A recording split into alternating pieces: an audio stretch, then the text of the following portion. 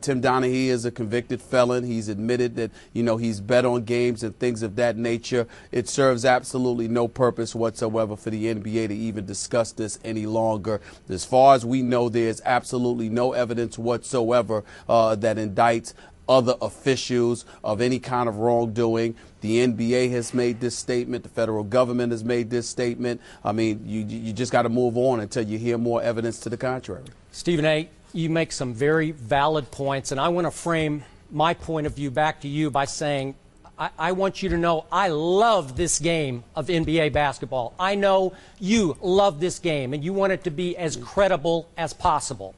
Absolutely. So today I look at a silver lining for me. There's a part of me that is glad that NBA officiating has once again been dragged back into the spotlight, because this league has long had a perception problem among fans and among the media that covers it that playoff games aren't officiated fairly, that this needs to be addressed yet again. Would you agree with the big picture perception of that?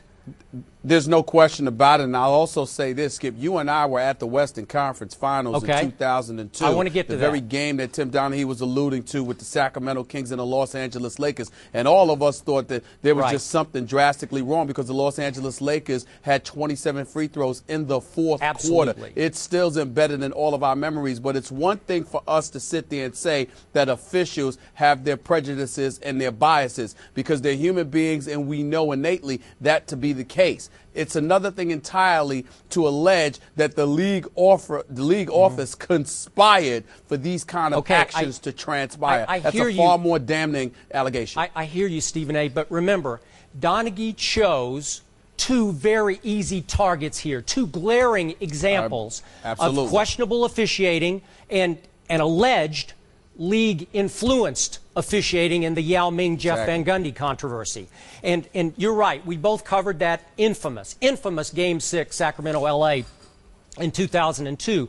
And after the game, a lot of objective media members, those who weren't from LA or Sacramento, thought that it was just absolutely highly suspicious, especially in the fourth quarter, what went down in that game. I've long thought there should be some sort of independent agency that not only hired but monitored, independent of the league office, the league referees. Because if, in fact, as Donaghy suggests, that there is some sort of socializing going on, that needs to be curtailed by an independent agency. That needs to be penalized. That needs to be monitored. So I think in the big picture, and maybe this is just pie in the sky, I would like to see an independent group so that we could have a little more trust of the officials.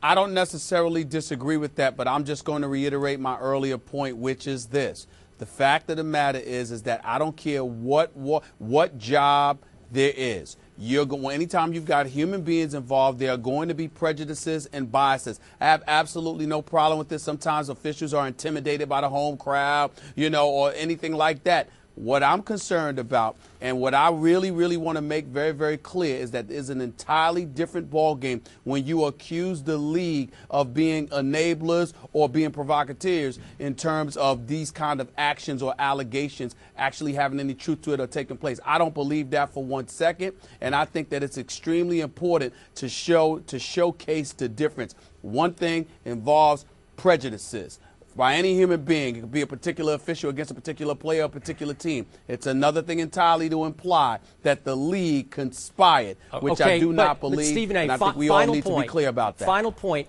It looked bad last night for the league to allow Joey Crawford to referee an NBA Finals game after the league admitted that a blown non-call at the end of Game 4, San Antonio, L.A., was the wrong call. And Joey Crawford obviously was the nearest referee to that non-call.